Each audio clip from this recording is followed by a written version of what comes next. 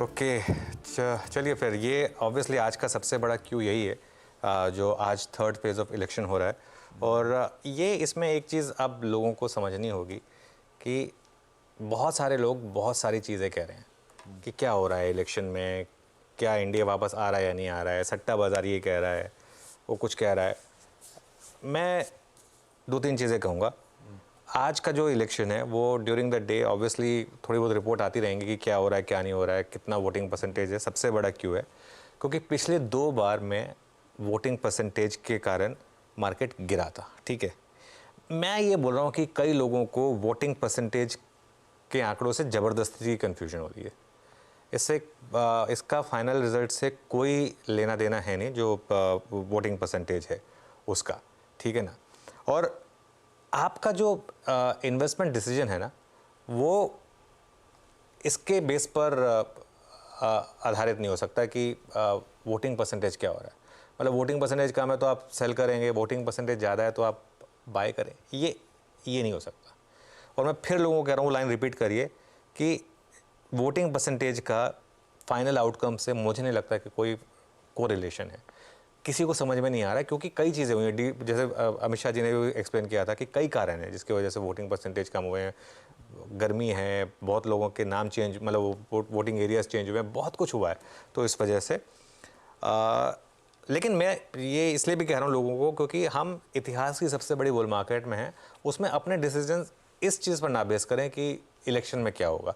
आपका trading decision उसके ऊपर बेस हो सकता है। इन्वेस्टमेंट डिसीजन 15 से 20 साल के लिए होना चाहिए आपका। उसमें ये नहीं डिसीजन ये होना चाहिए कि सरकार आएगी या नहीं आएगी, उससे कुछ फ़र्क नहीं पड़ेगा आपको। हाँ, लेकिन अगर आप ट्रेडिंग कर रहे हैं तो ऑब्वियसली उससे फ़र्क पड़ेगा। तो आपको करना क्या चाहिए? मेरे ख्याल से अपने लिस्ट तैयार रखिए ऐसी कंपनियों की जो अगले 10-15 साल अच्छा करेंगी, जिनके नंबर्स अच्छे आ रहे हैं, जिनका आउटलुक अच्छा है और जिनको कुछ फ़र्क नहीं पड़ता कि पॉलिटिकल आउटकम क्या होने वाला है। उन पर फोकस करें आप और उनको हर गिरावट में ख़रीद लें। लेकिन एक अच्छी चीज़ हो रही है इस वजह से। एक पिछले 2 बार से क्या हो रहा था, मार्केट इलेक्शन से पहले ही पूरा प्राइसिंग कर ले रहा था कि NDA is coming back with huge victory और NDA is coming with big victory, और इलेक्शन के बाद चलने का स्कोप ही खत्म हो गया था मार्केट में। इस बार क्या हो रहा है, क्योंकि इतनी वॉलेटिलिटी है और थोड़ा सा डर बैठ गया लोगों को कि पता नहीं अब ये एनडीए वापस आ रहा है या नहीं आ रहा है, उतनी सीटों से आ रहा है या नहीं आ रहा है। इस बार एटलीस्ट अगर ये इसी तरीके से चलता रहा, मार्केट थोड़ा करेक्शन होता रहा इस तरह से 4 जून तक, तो 4 जून के बाद मार्केट के पास जगह होगी चलने की।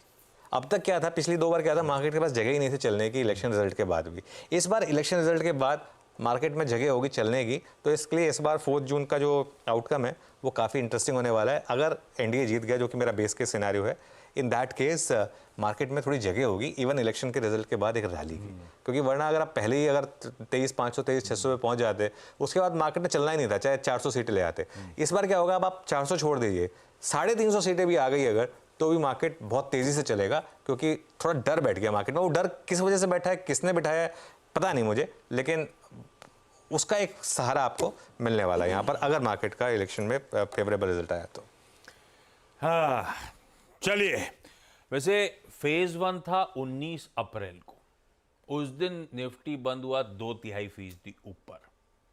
फेज 2 था 26 अप्रैल को, उस दिन निफ्टी बंद हुआ 2/3% नीचे। अब इससे एक्सट्रापोलेट करना मुश्किल हो रहा है मेरे लिए, लेकिन गिफ्ट निफ्टी कह रहा है हल्के निशान के साथ फिलहाल कामकाज की शुरुआत होती हुई नजर आएगी मंगलवार के दिन। वजह है बढ़िया ग्लोबल समीकरण, बल्कि मैं तो हमें लग रहा है ग्लोब दिखाऊंगा तो लगेगा सबसे ठंडे हम ही हैं। पूरा एशिया रखिए स्क्रीन पे, क्या मजबूती के साथ एशिया कामकाज कर रहा है। कई सारे प्रोमिनेंट मार्केट्स 1 से लेकर 1.25% की मजबूती के साथ ट्रेड कर रहे हैं। इस तरह से एशिया में देखिए आपके सामने निक्केई, कॉस्पी वगैरह क्या मूव्स आए। ये चाइना छोड़ दीजिए, ताइवान छुट्टी करके आया इसीलिए वहां के एबरेशंस नजर आएंगे आपको। लेकिन हैंडओवर यूएस से भी बढ़िया था। यूएस में आधे से 1.25% के गेन्स तीनों बेंचमार्क्स में। तो इक्विटीज का हैंडओवर बढ़िया है, एशिया बढ़िया कर रहा है, हम थोड़ी सी अपनी परेशानी झेल रहे हैं और शायद वही रीजन है गिफ्ट निफ्टी थोड़ा आज फिर अंडर परफॉर्मेंस का ही इंडिकेशन दे रहा है। पर ग्लोब में हुआ क्या और हमारे समीकरण है कैसे, हमारे लिए क्यूज कैसे हैं, वो समझ लिया जाए। Neeraj ji, good morning. Good morning आशीष। और हाँ, अपना मार्केट ना आजकल ग्लोबल क्यूज बहुत कम देखता है। अभी जो अनुज कह रहे हैं तो बिल्कुल सिर्फ वही बात है कि अपने मार्केट सिर्फ इलेक्शन देखता है आजकल। 24 घंटे आप किसी से बात करो इलेक्शन की बातें करता है वो। तो उसी को शायद मार्केट ज़्यादा डिस्काउंटिंग ले रहा है। लेकिन ग्लोबल क्यूज में कोई प्रॉब्लम नहीं है। कल तीसरा दिन था, कल लगातार लास्ट वीक 2 दिन मार्केट चला, फिर कल भी चला और अच्छी मजबूती वहाँ बनी, क्योंकि वो एक होप बिल्ट हो गई फिर से कि शायद बॉन्ड यील्ड नीचे आ रही है तो फेड रेट कट के बारे में विचार करेगा, क्योंकि नंबर्स इन्फ्लेशन के, वेज के, एम्प्लॉयमेंट के बहुत फेवरेबल हैं रेट कट के हिसाब से। तो उस होप पे कल मार्केट चला। रिजल्ट सीजन वहाँ पे ख़त्म हो चुका है, ज़्यादातर कंपनियों ने अच्छे नतीजे पेश किए हैं और रैली वहाँ पे कंटिन्यूड है। एक खबर कच्चे तेल के फेवर में आने वाली थी, आधी आई, लेकिन फिर वो रुक गई, तो इसलिए क्रूड नीचे नहीं आया, वरना और नीचे आता। वो हमास के साथ सीज़ फायर की डील हुई तो हमास तो मान गया, लेकिन इजराइल नहीं माना कि उसकी डिमांड पूरी नहीं हो रही है। लेकिन फिर भी क्रूड में कोई बहुत हलचल नहीं हुई कि कोई बहुत भाग गया हो या बहुत चढ़ गया हो, ऐसा कुछ नहीं हुआ। बिल्कुल $83 के आसपास वो अभी भी बना हुआ है। तो वो एक केस वहाँ पे बना। लेकिन ग्लोबल क्यूज तो बढ़िया है, वहाँ से कोई प्रॉब्लम नहीं है। ग्लोबली बहुत सारे फंड मैनेजर्स, कल एक रिपोर्ट छापी गई है कि पिछले कुछ दिनों में जो वोलेटिलिटी हुई है उसके बाद S&P और अट्रैक्टिव हो गया है। मतलब वहाँ इस तरह से लोग पैसे लगाने के लिए तैयार हैं। तो ग्लोबल क्यूज तो मेरे ख्याल में बहुत ही अच्छे हैं, कोई प्रॉब्लम नहीं वहाँ पे। ओके, ग्लोबल क्यूज बहुत अच्छे हैं, कोई प्रॉब्लम नहीं है। अच्छा, एक थोड़ी सी अभी सुबह सुबह 2-3 पेपर्स में एक खबर आई है, अगर उसको चला देते हैं पहले। और खबर ये है कि अपेरेंटली NSE ने कहा है कि वो सेबी ने मना कर दिया ट्रेडिंग आवर एक्सटेंशन के लिए, क्योंकि कोई कंसेंसस नहीं बना है ब्रोकर्स के बीच में। तो इसके लिए ये एक इसको ज़रा चलाइए ज़रा खबर को, क्योंकि सुबह सुबह अच्छी खबर है तो उसको चलाना चाहिए। और ये देखिए, सेबी ने मना किया है। ये जो बिज़नेस स्टैंडर्ड में न्यूज़ है, बिज़नेस स्टैंडर्ड की न्यूज़ है ये। कल NSE की कॉन कॉल हुई है। अच्छा, नॉर्मली NSE की कॉन कॉल मैं खुद सुनता हूँ, इस बार मैं सुना नहीं तो मैं रह गया। मैंने पूछा है NSE के MD एंड CEO से, उनकी कमेंट मैंने मांगी है।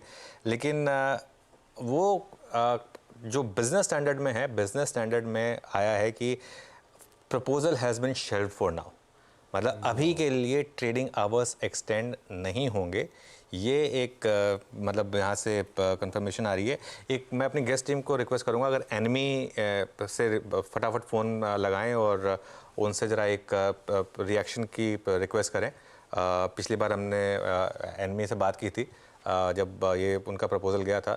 एक बार एनमी से फटाफट बात करने की कोशिश करते हैं, वो कोशिश करेंगे। लेकिन आशीष चौहान ने कॉन्फ्रेंस कॉल में जो अर्निंग्स की परसों आई थिंक अर्निंग्स थी, उसके बाद एक कॉन्फ्रेंस कॉल हुई थी कल, उसमें उन्होंने ये बोला है कि ये जो प्रपोजल है इसको सेबी ने मना कर दिया है, क्योंकि सारे स्टॉक ब्रोकर्स फेवर में नहीं थे। और ये मैं समझ भी सकता था इसको, क्योंकि क्या है ना, बड़े ब्रोकर्स तो कर लेंगे, कोई दिक्कत नहीं है। प्रॉब्लम कहाँ थी? प्रॉब्लम छोटे ब्रोकर्स की थी, क्योंकि छोटे ब्रोकर्स को अभी उतना उनको रेवेन्यू अपटिक होगा नहीं जितना उनकी कॉस्ट बढ़ जाएगी। बड़े ब्रोकर्स क्या है, वो उसी पूल को डबल शिफ्ट में या ज़्यादा शिफ्ट में कैसे भी करके कर सकते हैं काम, ठीक है। लेकिन जो छोटे ब्रोकर्स हैं उनको यहाँ पर दिक्कत आती, तो वो उन्होंने रिक्वेस्ट की थी कि ये ट्रेडिंग आवर एक्सटेंड ना हो। और अब ये सुबह सुबह ये खबर आई है जो बिजनेस स्टैंडर्ड से है कि ट्रेडिंग आवर एक्सटेंशन नहीं होगा। मैं खुद कोशिश कर रहा हूँ इस न्यूज़ को कंफर्म करने की ये NSE की तरफ से, लेकिन अभी जो खबर आई है वो ये है। और हम कुछ ही देर में कोशिश करेंगे एनमी से बात करने की और जानने की कि क्या ये वाकई में खबर सही है या नहीं है। लेकिन अभी के लिए एक अच्छी खबर कि ट्रेडिंग आवर एक्सटेंशन फ़िलहाल के लिए नहीं होगा। मेरा मानना, पर्सनल मानना ये था कि ट्रेडिंग आवर एक्सटेंशन की हिंदुस्तान में ज़रूरत है सिर्फ इंडेक्स फ्यूचर के लिए, क्योंकि निफ्टी फ्यूचर मुझे ऐसा लगता है कि जैसे गिफ्ट निफ्टी अवेलेबल होता है और इतनी आर्बिट्राज आपको देता है, ऐसे निफ्टी फ्यूचर अवेलेबल होना चाहिए ट्रेडिंग के लिए। लेकिन ये बाकी की मार्केट को एक्सटेंड करने की कोई ज़रूरत नहीं है। वो आप 3:30 बजे तक का टाइम जो है वो ठीक है, लेकिन इंडेक्स फ्यूचर्स में भले ही थोड़ी सी अगर आप ट्रेडिंग एक्सटेंड कर भी देंगे तो चलेगा। लेकिन ये अभी के लिए एक न्यूज़ आ रही है कि ट्रेडिंग एक्सटेंशन नहीं होगा, तो अच्छी चीज़। चलिए भाई, कंसेंसस शायद ब्रोकर कम्युनिटी में नहीं बन पाया है और ऐसा कहा जा रहा है कि वो जो डेरिवेटिव्स में ट्रेडिंग शाम की एक विंडो खोलने की बात थी, फिलहाल के लिए तो एक रेगुलेटर सहमति नहीं भर रहे, हामी नहीं भर रहे। तो एक वेलकम रिलीफ है भाई कई सारे लोगों के लिए। हमारे लिए भी हाँ, हमारे लिए भी। ये बात सही है। नहीं, हमारे लिए भी बड़ा वेलकम रिलीफ है आशीष। मतलब आप समझिए, अगर ये हो जाता, मान लीजिए सपोज करिए ये ट्रेडिंग एक्सटेंशन हो जाता कैश मार्केट में, चलो फ्यूचर्स में तो फिर भी वर्ल्ड वाइड होता है फ्यूचर्स में ट्रेडिंग, इंडेक्स फ्यूचर्स में ट्रेडिंग कोई दिक्कत नहीं है। सपोज करिए कैश मार्केट की ट्रेडिंग बढ़ जाती 5:30-6 बजे तक हो जाती है। अगर हम ऑलरेडी सुबह 6 बजे आते हैं ऑफिस, ठीक है, तो क्या मतलब अब सुबह मार्केट ओपनिंग भी करनी है, मार्केट क्लोजिंग भी करनी है। तो अच्छा, इसमें मतलब ये नहीं है कि हमको कोई दिक्कत है एक्स्ट्रा काम करने में, लेकिन क्या होता है ना, for a long period of time अगर आप सुबह 6 बजे से लेकर रात को 7 बजे तक अगर काम कर रहे हैं तो फिर वो आपकी बॉडी अलाउ नहीं करेगी उसको, ठीक है ना, और ना आपकी फिर वो माइंड उतना शार्प रह पाएगा, ठीक है। प्लस क्या होता है मार्केट में फेजेस, मार्केट में क्या होता है, देखिए हम सब देखते हैं इस चीज़ को, 9:15 से 10 बजे तक का एक एक्टिव टाइम होता है, वो 10 से 10:30 में एक्टिविटी थोड़ी कम होती है, 10:30 से 11 बजे तक लोग अपने सुबह के सौदे समेट लेते हैं, 11 बजे से 1:30 बजे तक मार्केट डेड होता है। 11 से 1:30 के बीच में मार्केट में कुछ नहीं हो रहा होता है। उसके बाद 1:30 से 2 के बीच में थोड़ी सी मार्केट कोशिश करता है फिर से एक संभलने की, और 2 बजे के बाद वापस मार्केट में एक वॉल्यूम आना शुरू होता है, 2:30 से 3:30 वापस मार्केट में वॉल्यूम आता है, ठीक है। अब अगर ये ट्रेडिंग एक्सटेंशन हो जाता और आप 5:30-6 बजे तक अगर कैश मार्केट वॉल्यूम कर लेते तो उसका मतलब क्या होता कि 11 बजे से लेकर ऑलमोस्ट 4 बजे तक हमारा 5 घंटे का एक फेज होता है जिसमें मार्केट में करने के लिए बहुत कुछ होता नहीं, और उसमें क्या होता है ना, उसमें लोग उल्टा और ज़्यादा पैसा कमाते। और एक और चीज़ है, अगर ये जो 90% है ना, ये उल्टा और बढ़ के 90 का 92, 93 हो जाता, क्योंकि आप ज़बरदस्ती की ट्रेडिंग करने की कोशिश करते हैं इस फेज में, जब मार्केट आपके लिए कुछ कर नहीं रहा है, आप उसमें ज़बरदस्ती ट्रेडिंग करने की कोशिश कर रहे हैं, तो उस वजह से फिर वो दिक्कत आ जाती है। तो इसके लिए ये मेरे ख्याल से ये एक अच्छा डिसीजन है, और इसमें मैं सेबी चेयरपर्सन को बोलूँगा थैंक यू सो मच, बहुत सही डिसीजन लिया आपने। और एक चीज़ ये क्लियर है, आई थिंक सेबी चेयरपर्सन ने ये भी संज्ञान लिया होगा कि सभी ब्रोकर तैयार नहीं है इसके लिए, ठीक है भाई। बड़े ब्रोकर्स का तो वो ऑब्वियसली फ़ायदा है इसमें, लेकिन छोटे ब्रोकर्स का बहुत नुकसान है। तो इसके लिए प्लस कम्यूट वगैरह बहुत कुछ चीज़ें होती हैं, उस हिसाब से आई एम मतलब हैप्पी कि ये जो अभी के लिए प्रस्ताव है ये वापस आया, गुड न्यूज़। चलिए भाई, बढ़िया खबर। मुझे बताया जा रहा है गाबा सर अपसेट है। अच्छा, हम लोगों से रूबरू होने का समय उनका कम हो गया है ना? मुझे तकलीफ नहीं है, मेरे पास तो यहाँ पर मेरे ऑफिस में बेड है, मुझे फिक्र आपका था। आपने बोला था एक बार मैं रात को बंकर बैग लगा कर रात को सो जाऊंगा, घर नहीं खाऊंगा। मैं तो सोच रहा था एक्सटेंड हो जाएगा टाइम तो अड्डा में 2 एंकर बैठ के काम करेंगे। अच्छा, आज का ग्लोबल समीकरण तो समझ लिया अपन ने, बढ़िया हैंडओवर था। अब सेटअप समझ लेते हैं, फिर निफ्टी बैंक के अप्रोच पे चलेंगे। कैसा लग रहा है सेटअप? देखिए सेटअप प्रॉब्लम क्या हो गई है कि सेटअप आजकल लीड इंडिकेटर नहीं रह गया, सेटअप आजकल ट्रेलिंग इंडिकेटर हो गया। जिस तरीके से मार्केट चल रहा है उस तरीके से सेटअप चेंज हो रहा है, तो इसके लिए मैं थोड़ा सा आज कंफ्यूज हूँ सेटअप को लेकर। FIS की फिर से सेलिंग है 2169 करोड़ की, DIS की बाइंग है करीब 781 करोड़ की, और जहाँ तक इंडेक्स फ्यूचर्स और स्टॉक फ्यूचर्स का मामला है, FIS ने इंडेक्स फ्यूचर्स में 536 करोड़ की बाइंग की है और 167 करोड़ की करीब स्टॉक फ्यूचर्स में बाइंग की। ये आपके सामने बार्स आ गए आपके स्क्रीन पर, जो लगातार DI की बाइंग है, लेकिन इंडेक्स फ्यूचर्स स्टॉक फ्यूचर्स दोनों में बाइंग आई है।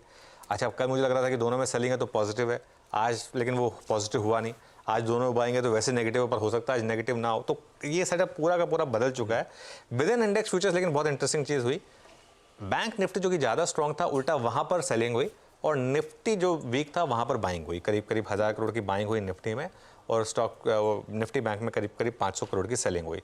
ट्रेंड देखिए आप FIS का इंडेक्स फ्यूचर्स में, तो 3-4 दिन से बाइंग हो रही थी, फिर एक दिन सेलिंग का आया, कल वापस बाइंग आ गई। लॉन्ग शॉर्ट में कल वापस लॉन्ग जुड़े, ये बहुत कंफ्यूजिंग है, मार्केट डे लो पर बंद हुआ लेकिन लॉन्ग ऐड हुए 14,000, हल्के से शॉर्ट्स भी ऐड हुए।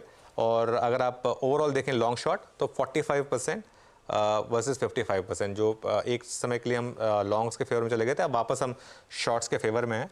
और इंडिया विक्स वापस, इंडिया विक्स 13.5% ऊपर, और कल बंद हुआ 16.6 पर, और पुट कॉल रेशो कल बंद हुआ है 0.85 पर वर्सेस 0.89। तो ये सेटअप जो है, बैन की जहाँ तक बात है, एक और स्टॉक ऐड हो गया सेल, और बाकी ऑलरेडी 5 स्टॉक्स हैं बैन में, तो सेटअप मिक्स्ड है। लेकिन फ्रैंकली बोल रहा हूँ, इस सेटअप से मुझे कोई क्यों आजकल मिल नहीं रहा है, तो इसके लिए मैं इसको थोड़ा सा अवॉइड ही करूँगा।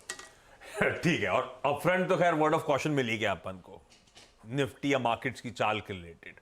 तो ऐसे में निफ्टी का अप्रोच क्या, थोड़ा बहुत क्या एकदम फ्लैट ही है, 50-40 पॉइंट ऊपर शायद खुल जाए आज, और ठंडा दिख रहा है सारे ग्लोब को देखते हुए। अप्रोच क्या रखेंगे निफ्टी पे, या क्या लेवल्स वॉच आउट करने? देखिए निफ्टी पर जो मैं सुबह भी एक चीज़ कही थी कि एग्जिस्टिंग लॉन्ग्स में या तो आप प्रॉफिट बुक कर लें या 22,350 का एक टाइट स्टॉप लॉस रखें।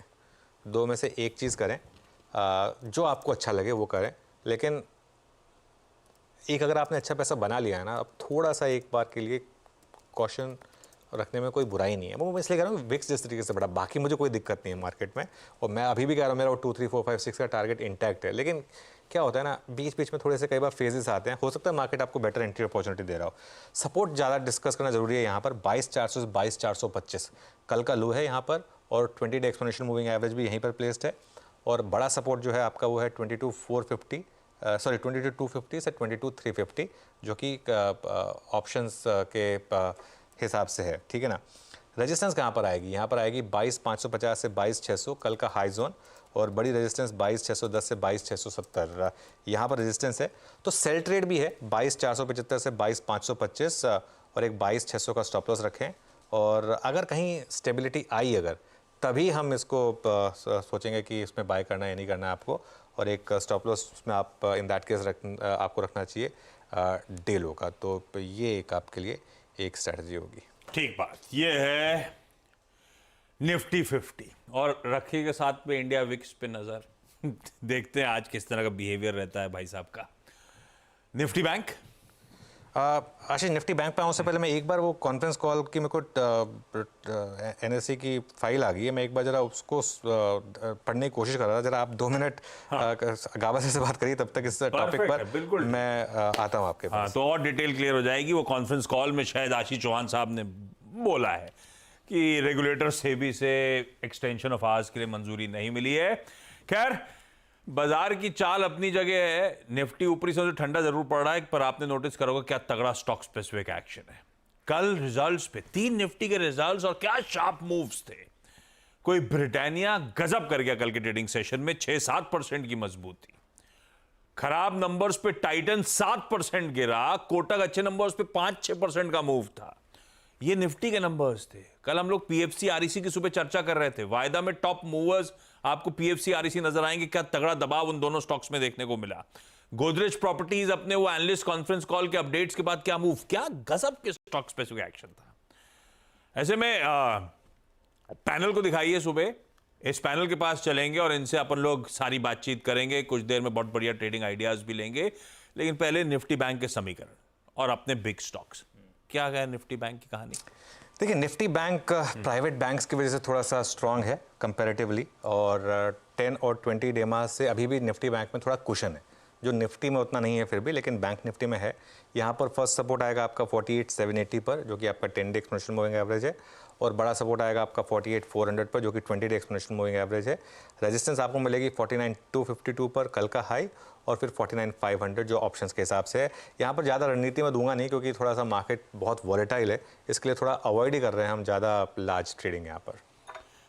बिल्कुल ठीक, थोड़ा सा वॉलेटाइल है बाजार की चाल। बाजार के समीकरण देखते हैं। अपफ्रंट कमेंट्री कॉशियस थी, अंडरटोन कॉशियस था, मुनाफा वसूलने की बात